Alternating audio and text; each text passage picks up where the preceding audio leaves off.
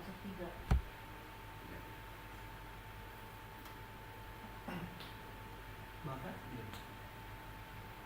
Oke, shalom teman-teman semua. Shalom juga Bapak Ibu, Om Tante, Oma Opa semuanya yang gabung kita hari ini. Shalom. Hari ini podcast Kedamwetan, podcast kawan hadir lagi untuk nyapa teman-teman semua secara online. Mungkin sebulan yang lalu ya kita terakhir podcast juga ya? Enggak sih, baru 2 minggu. Oh, baru 2 minggu ya? Iya. Kerasanya ini ya agak lama. Mungkin karena saya udah gak sabar aja. Oke. Rian, boleh agak kesini Rian? Iya. Oke, agak ngarep sana ya. Oke. Tapi suara udah aman nih, kedengeran gak kira-kira? Boleh di komen? Boleh ada komen? Suaranya oke apa enggak? Oke. Sip deh. Yan Oke. agak mundur boleh Yan? Nah, biar tengah kita. Sip. Iya. Kayak yang udah saya share tadi di grup WhatsApp, jadi kita akan membahas utama. Nah, apa yang paling utama? Tapi sebelum itu kita kenalan dulu kali. Walaupun udah wajah-wajah lama, tapi biar lebih akrab lagi kita mau kenalan satu-satu. Yang pertama dari sini dulu ada Jason. Shalom. Tua banget. Ada Ferdi. Shalom. Ya, saya Joel dan satu lagi Rian. Shalom.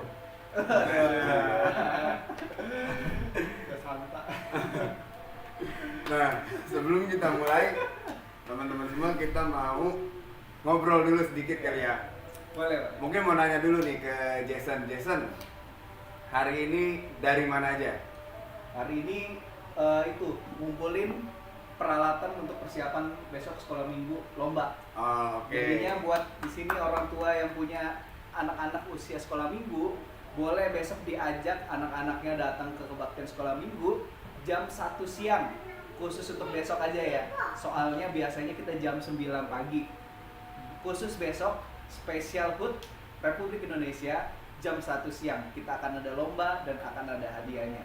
Wow, oke. Jangan sampai nggak datang ya. Yes. Terus Ferdi nih, kalau Ferdi dari mana nih Fer? Hari ini karena masih momen 17-an habis lomba tadi. Weh, lomba apa tuh? Sepak bola, daster. Daster. Iya.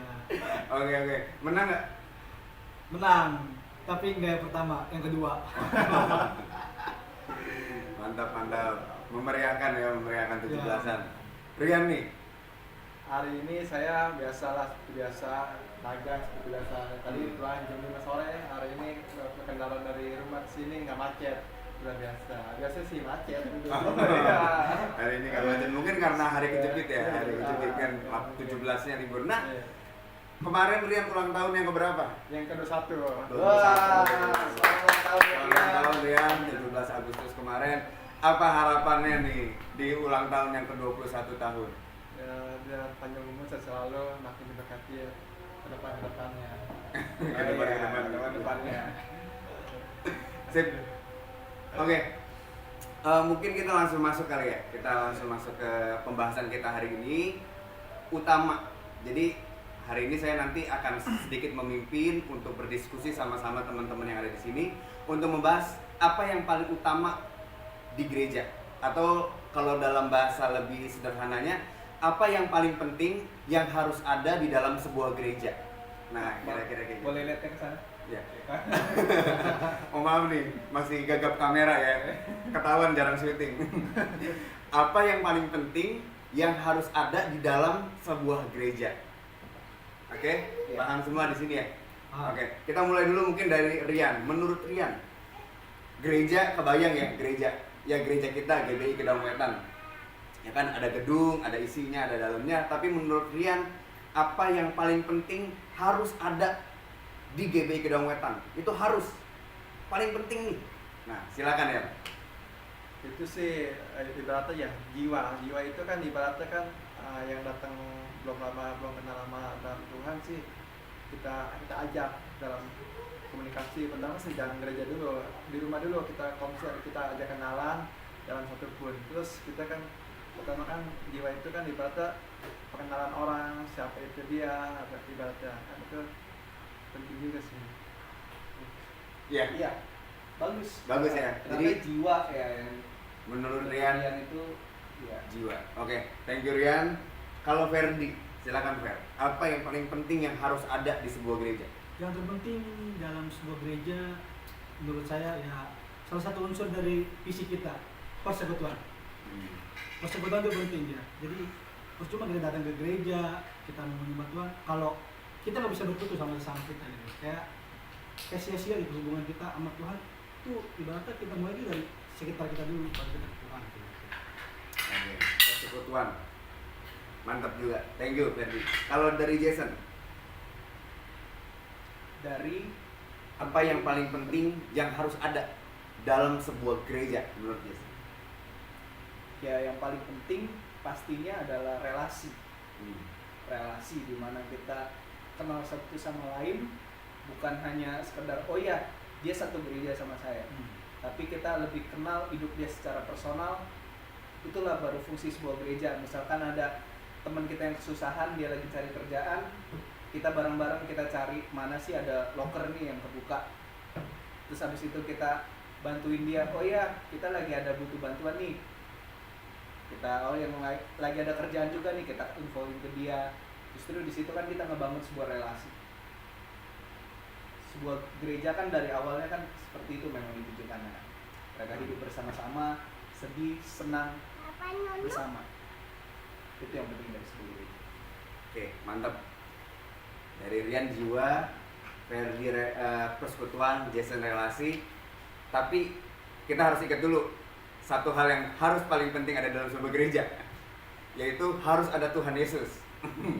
Karena kalau misalnya nggak ada Tuhan dalam sebuah gereja, ya gereja cuma jadi tempat kumpul. Betul ya, setuju. Tapi ya itu udah bukan lagi harus ada, tapi wajib ada. Ya, wajib ada Tuhannya. Tapi setelah Tuhan harus ada Tuhan, kemudian apa? Semua di sini setuju bahwa yang paling penting adalah orang. Bener nggak? Orangnya, bukan gedungnya, bukan alat musiknya, bukan bangkunya harus mewah, bukan layarnya yang harus HD misalnya, bukan musiknya yang harus lengkap, bukan juga gedungnya AC-nya yang dingin, bukan. Tapi kita semua di sini setuju bahwa yang paling penting adalah orangnya. Betul ya? Nah, tapi juga Iya, kenapa Sen? dari sebuah gereja itu kan kita juga butuh dong support secara gedungnya. Kita juga harus nyaman, tempat duduknya harus nyaman, musiknya harus bagus, biar orang-orang kan datang nggak yang kayak musiknya choirnya fals nih, nyanyi di mana, musiknya kemana, bassnya kemana, keyboardnya kemana, drumnya juga mainnya sendiri. Nah, tapi menurut saya sih harus ada suatu profesionalisme di dalam melayani di gereja. Bukan cuma sekedar oh iya karena untuk Tuhan main nggak apa-apa. Tuhan kan maha pengasih, maha pengampun, nggak apa-apa dong mentang-mentang karena gereja ini kita mainnya ini kan kita satu saudara, nggak apa-apa lah kita main asal-asalan. Tapi kan kita harus juga ada profesionalismenya ya. Gimana kita di dalam gereja juga kan harus mensupport secara ya kebaktiannya biar enak gimana. Jadi Mas Jason tetap harus ada sense giving my best, memberikan yang terbaik untuk Tuhan dalam apapun, Betul. dalam pelayanan juga. Ah. Gimana menurut Rian? Menurut saya sih ya, maka menyambut tamu kan. Ya. Ada tamu, ada jemaat baru datang, ada kenalan, terus apa namanya, kenalan dulu maksudnya dari mana support ya, kita kan berkembang baik kan gitu. Kalau menurut Ferdi gimana? Ferdi setuju nggak sama Jason sama Rian? Yang dibilang Jason sih profesionalisme ya penting ya, karena kita kan di kelas pelayanan kan sebenarnya sebuah kehormatan gitu, sebuah kepercayaan dari Tuhan yang kasih ke kita kan. Maka kita juga harus memberikan yang terbaik gitu. Segala sesuatu harus kita berikan dengan hati yang siap gitu. Nggak cuma asal-asalan, nggak cuma mikir oh salah wajar. Nggak bisa seperti itu. Karena setiap kesalahan kan harus diperbaiki gitu untuk kedepannya agar kita bisa jadi pelayan Tuhan yang lebih baik lagi gitu. Untuk menjadi hamba yang lebih baik lagi gitu. Iya, setuju sama Jason, sama Ferdi, sama Rian juga Koko setuju. Tapi yang harus kita ingat, dalam memberikan yang terbaik itu profesionalisme, kita harus tahu dulu kenapa sih ada orang yang mau memberikan yang terbaik. Contoh misalnya Rian udah punya pacar? Belum ya. Misalnya nih Rian punya pacar nih. Rian mau nggak ngasih yang terbaik buat pacar Rian? Kenapa Rian mau ngasih yang terbaik buat pacar Rian? Karena apa ya? Nah, dia Karena apa tuh? Kenapa Rian mau ngasih yang terbaik buat pacar Rian nanti di masa depan lah gitu kita bilang? baik. Karena Rian sayang dia, karena Rian sah sayang dia, Rian mencintai dia. Betul. Jadi nggak perlu dipaksa untuk memberikan yang terbaik, tapi ketika kita mencintai maka kita akan memberi yang terbaik. Jadi apa yang Jason bilang tadi soal profesionalisme, tetap dasarnya adalah cinta dulu sama Tuhan. Iya. Setuju ya? Setuju sampai situ. Nah, artinya kita ngerti di sini, kita paham, kita setuju sama-sama bahwa yang penting dalam sebuah gereja adalah orangnya. Ketika orangnya ada dan mencintai Tuhan, maka dia akan hadir di gereja dan memberikan yang terbaik, berfungsi sama-sama. Nah, ini sama aja kayak di firman Tuhan di 1 Korintus 12, nanti boleh baca-baca sama-sama teman-teman. Di situ kan digambarkan bahwa tubuh itu satu, tetapi anggotanya banyak. Jadi Tuhan aja menggambarkan keanggotaan gereja atau gereja itu sendiri seperti tubuh yang satu, tapi sebenarnya di dalamnya banyak anggotanya. Di gerejanya satu, tapi di dalamnya banyak anggotanya. Nah, sekarang kita bahas nih, apa yang kalian tangkap nih masing-masing soal hal itu. Apa sih yang Tuhan maksud? Seperti tubuh, anggota jemaat itu seperti tubuhnya satu, gerejanya satu, tapi terdiri dari banyak anggota, terdiri dari banyak fungsi-fungsi yang ada. Kita siapa dulu nih kira-kira? Ferdi dulu kali boleh ya. Terus kalian dimakan biar nggak terlalu tegang. Ya. Ya, Makan dulu. makan dulu. Sampai ngomong dong. Yang ngomong yang mau makan semua. Oke. Karena di belanya bisa ini. Ya itu dia. Ferdi dulu ya. Ferdi boleh kasih oke. pendapatnya. Jadi apa yang Tuhan maksud bahwa gereja itu seperti tubuh, banyak anggotanya. Dari apa? Ada mata, ada kuping, ada telinga, ada kaki, tangan gitu kan. Jadi menurut saya itu apa ya? Gereja itu tubuh dan kita kan anggota-anggotanya ya. Ibarat terdiri dari, contoh kalau tubuh kan harus ada tangan, kaki, telinga, mulut, hidung dan lain sebagainya ya. Nah, makanya kita sebagai anggota-anggota tubuh itu semuanya harus saling support gitu. Nggak bisa nih ada satu yang pincang, nah pasti itu akan menghambat. Walaupun itu hal-hal yang kecil, misalnya kayak kaki kita gitu, jempol contoh. Kita kena duri kecil ya pasti akan terhambat tuh, kita jalannya akan menjadi lebih lama kayak gitu sih. Itu yang saya tangkap dalam artian yang tadi Ko Joel maksud itu. Mantap. Kalau Rian, apa yang Rian tangkap ya? Dalam sebuah gereja itu kayak tubuh, ada yang jadi tangan, ada yang jadi kaki, ada yang mungkin kepala, ada yang jadi mata, ada yang jadi kuping, jadi hidung. Nah, apa yang Rian tangkap? apa ya?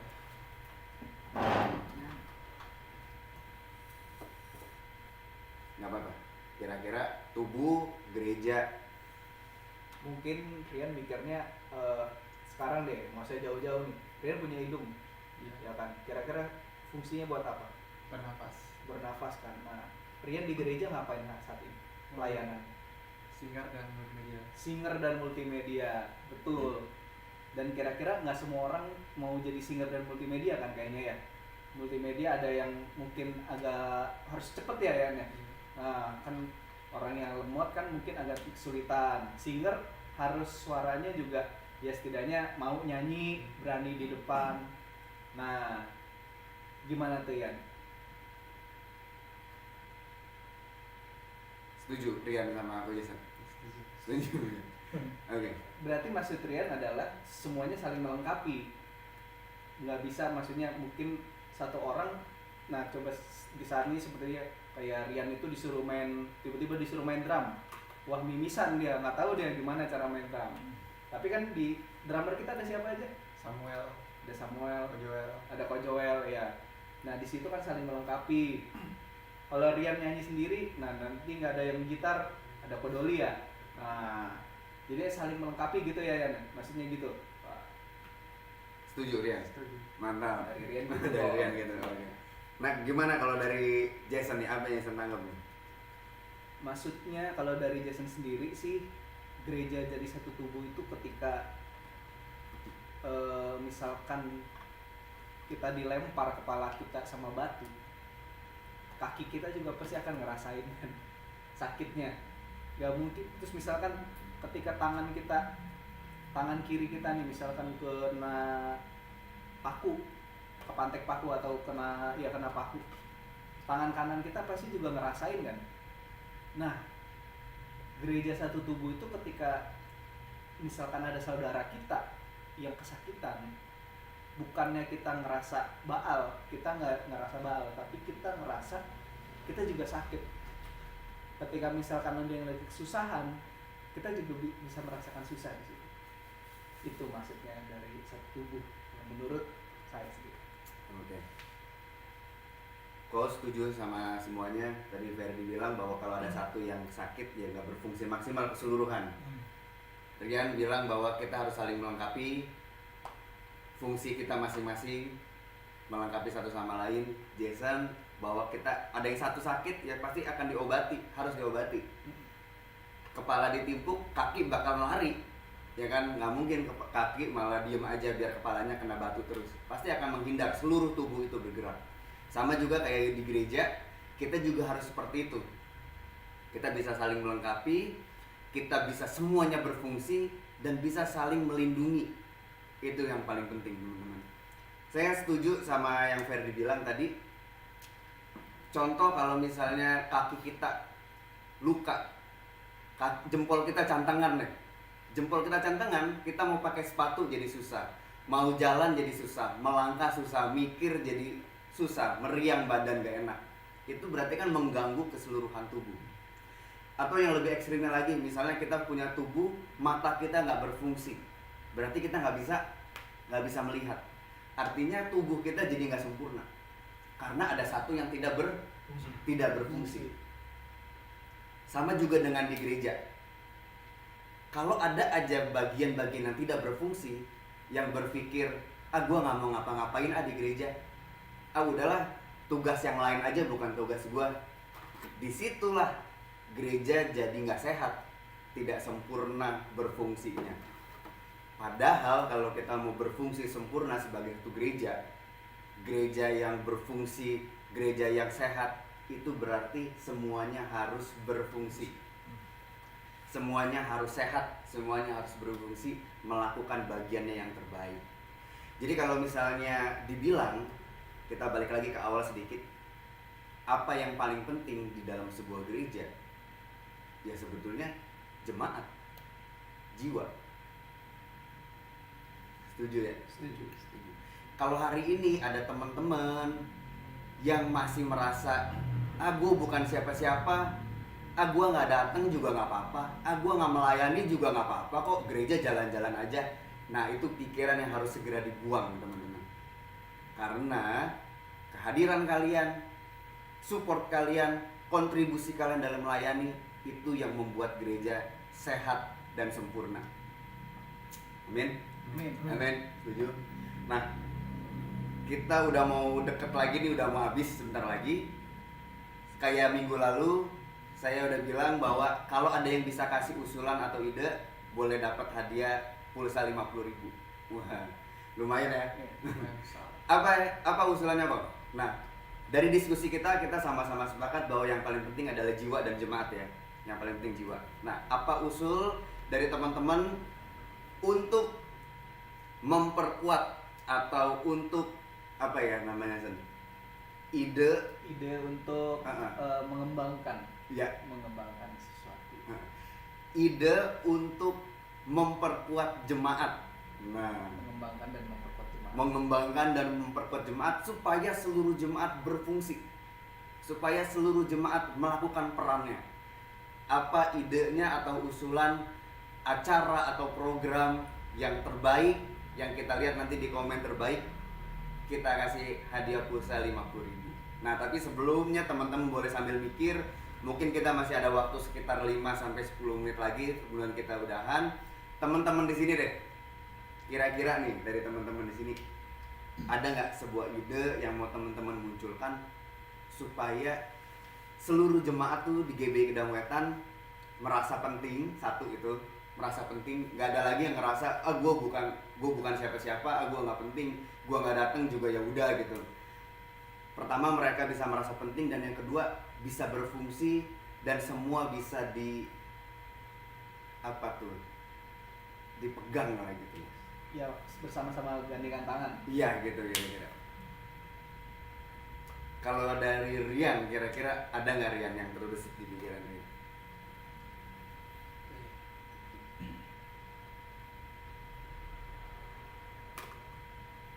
Yang ini kayaknya belum di briefing ya. Makanya bingung Ren. Spontan aja. Spontan aja ya.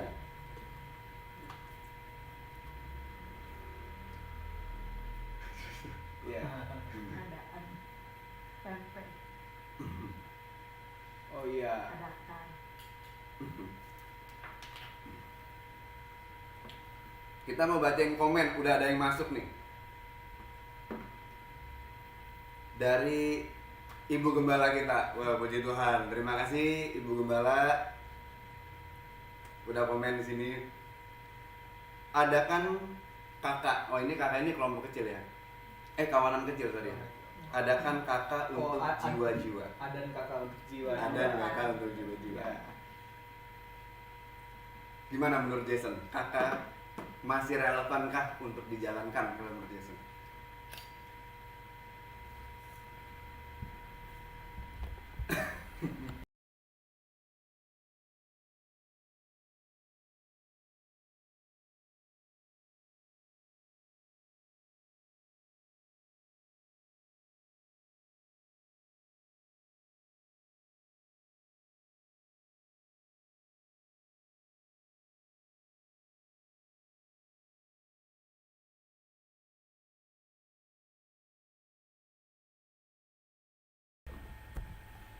Halo, halo, halo, Oh iya, halo. webcam. Deh.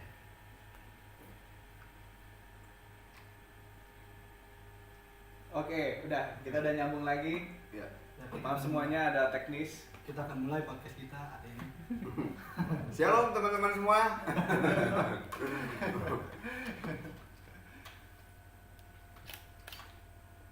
Ya. Tadi kita sampai ke komennya Ibu Gembala ya, Tante Esther. Adakan lagi kawanan kecil di gereja. Nah, coba tadi Jason atau mungkin Ferdi dulu deh. Menurut Ferdi masih relevankah atau masih mampu menjawabkah? Ya, menurut kawan saya kawanan kecil ya masih relevan sih untuk dijalankan ya. Karena kita tuh harus tahu dulu sebenarnya setiap jemaat itu lebih detail tuh kayak gimana, hobi mereka apa, mungkin bakat mereka apa, kita kan bisa tahu dan kita bisa posisiin setiap bakat mereka tuh sesuai dengan pelayanan yang ada di gereja kita. Atau mungkin kita bikin pelayanan baru gitu di gereja kita. Mungkin ada yang bisa main angklung gitu Ya. di gereja kita, cuman dia diem aja, dia nggak bilang. Nah, siapa tahu kan dengan kita tahu, kita bisa sediakan gitu angklung untuk kasih suasana baru di ibadah GBI Gedang Wetan kayak gitu. Betul. Jadi masih bisa menjawab sebenarnya. Hmm. Oke. Tapi kan gini. Kita tuh kakak itu mungkin udah berjalan ya. Maksudnya udah beberapa kali berjalan. Nah, kita coba sekarang kita kulik, kita terbuka aja satu sama lain. Kenapa sih bisa berhenti gitu? Kita berjalan nih mungkin 2 bulan, 3 bulan terus pasti berhenti, stop. Nah, Semangat dari awal. teman-teman cuma semangat di awal tiba-tiba berhenti tuh kakak. Kira-kira jadi nggak bisa berjalan lama long live. Menurut pengalaman aja, kenapa sih nggak bisa berjalan terus? Kenapa berhenti? Nah, kalau dari Rian, yang Rian lihat nih pengalaman Rian, kenapa kawanan kecil udah berjalan sebulan, 2 bulan, 3 bulan berhenti? Soalnya sih ya namanya satu kendaraan juga ya repot kayak kita kan jemput satu-satu. Hmm. Kita dapetin sih kendaraan gitu, orang pada maaf ya yang di sekolah, yang masih sekolah ketika jemput. Oke. Kendaraan jalan rumah. Jason, kalau Jason. Kalau menurut Jason sih kurang ada orang yang bisa mengevaluasi jalannya kakak-kakak ini. Kalau mulai dari yang simpel deh, ketika misalkan kakak per minggu gitu ya, kadang-kadang kan bingung tuh, ada yang mau sharing, ada yang mau jalan-jalan, maksudnya nggak apa-apa, jalan-jalan pun juga nggak apa-apa, sharing pun juga nggak masalah, cuma harus ada yang mengevaluasi, harus ada yang memonitor terus. Jadi misalkan nih, selama ini kan berjalan di tempat kita kan kakak, ketua kakaknya siapa, udah terserah dia mau ngapain aja, dia yang nentuin. Nah di atas si ketua kakaknya ini ya nggak ada gitu, kita punya kakak masing-masing sebenarnya. Menurut saya sih harus ada yang bisa memonitor si ketua kakaknya ini, agar kalau misalkan suatu saat nanti dia lagi sibuk-sibuknya banget nggak bisa kepegang, kakaknya itu bukannya berhenti tapi bisa dihandle. Terus juga misalkan dia juga bisa bertukar pikiran juga gitu. Jadi ketua umum gitu. betul, jadi ketua kakak misalkan dia mimpin terus lama, dia kan nggak bisa sharing, dia mau sharing ke siapa gitu kan. Jadi harus tetap ada tempat buat sharing si kakaknya ini. Jadi ada komunitas tersendiri untuk si ketua-ketuanya ini. Jadi biar bisa saling sharing kesulitan lah gitu. Iya, Kesulitan betul. yang apa yang dihadapi. Kalau Ferdi, pengalaman Ferdi udah berjalan nih kakak, mungkin berapa lama ya kita mungkin ya waktu itu terus berhenti? Menurut saya di kakak saya ya. Iya, boleh. Mungkin dulu sih saya ngeliat karena mungkin banyak anak muda ya di kakak saya kan, kebanyakan kan usia-usia muda, mungkin anak muda zaman sekarang tuh ngerasa bosen gitu. Kalau kakak tuh konsepnya terlalu monoton, begitu-gitu aja gitu, maksudnya doa terus persembahan sharing gitu doang maksudnya. Nah saya lihat kalau setiap kakak ada acara makan-makan, nah itu rame. Nah itu masih jadi pertanyaan, kenapa kok pas acara makan-makan rame sedangkan kakak biasa sepi gitu, nggak terlalu banyak orang. Nah, mungkin saya rasa sih mesti lebih variatif lagi lah gitu untuk acara kakak itu sendiri, nggak harus yang monoton begitu terus. Ya, tuh, setuju juga. Karena nantinya kawanan kecil itu seharusnya bukan lagi program ya, tapi gaya hidup. Jadi lifestyle sebenarnya. Nah untuk kakak sendiri nih, untuk kawanan kecil ini sendiri, jumlahnya berapa sih yang ideal? Ya paling banyak 12 orang sih sebenarnya. Kayak Tuhan Yesus sendiri yang ngajarin. Maksimal 12, kalau misalkan udah situ. Udah lebih dari situ bikin lagi yang baru lagi. karena Soalnya pasti kenapa? akan, 12 itu aja pun pasti nggak semuanya bisa ngumpul karena jadwal, karena apa. Juga kan misalkan, oh iya, misalkan dalam satu kakak itu kan ada yang sukanya makan, ada yang sukanya nonton, ada yang sukanya olahraga. Kalau misalkan kebanyakan mubazir gitu, nanti jadi nggak bisa ikut satu sama lain. Nanti kalau misalnya kita kakak itu kan kelompok kecil gitu, ya yang kecil itulah gimana kita bisa lebih tahu secara dekat. Dan kedepannya kakak ini nggak, harusnya sih nggak selamanya orang-orang ini terus. Jadi nanti si dalam kakak ini nanti tumbuh pemimpin baru lagi, dipecah lagi, nanti 12 itu nambah orang, dipecah lagi, nanti jadi 6 itu nanti jadi 12 lagi, pecah lagi 6. Nah di situ mungkin kita akan melihat perkembangan gereja kita. ya, setuju. Nah kalau dari Koko ya, dari Koko pribadi melihatnya gini, monoton yang Ferdi bilang, kan apa maksudnya cepat bosen gitu. Kenapa jadi bosen? Selain karena memang kegiatan itu aja, tapi mungkin karena nggak tahu ini kita mau ngapain kakak ini. Apakah cuma sekedar kumpul. Nah, atau mau dibawa kemana gitu. atau mau dibawa kemana? Karena kalau misalnya kita cuma melakukan rutin, segala sesuatu yang rutin pasti akan membosankan. Kalau nggak ada goalnya, Iya. kalau nggak ada tujuannya. Karena itu kawanan kecil. Nah, kalau kau kan tahu nih Jason waktu di merantau ya, Ya. waktu merantau ke Semarang itu kan ikut program kawanan kecil ya. Kita bilang kawanan kecil lah, Komsel ya di situ. Nah, di situ gimana manage-nya, apa sebenarnya goalnya gitu sampai itu bisa long live berjalan terus. Goalnya apa kalau dari pengalaman Jason? Ya goalnya di sana adalah gimana caranya kita multiplikasi dari kakak itu. Jadinya kita punya visi, punya hati untuk mencari jiwa-jiwa. Karena waktu itu lagi kuliah, jadinya yang kita lakukan adalah ajak teman-teman kita yang di kuliahan. Nah, bagaimana cara kita bermultiplikasi itu adalah dengan cara kita membangkitkan pemimpin-pemimpin yang baru. Jadinya dari kakak yang ada nih 6 orang gitu misalkan. Nah, dari 6 orang ini nanti kita bersekutu bersama-sama.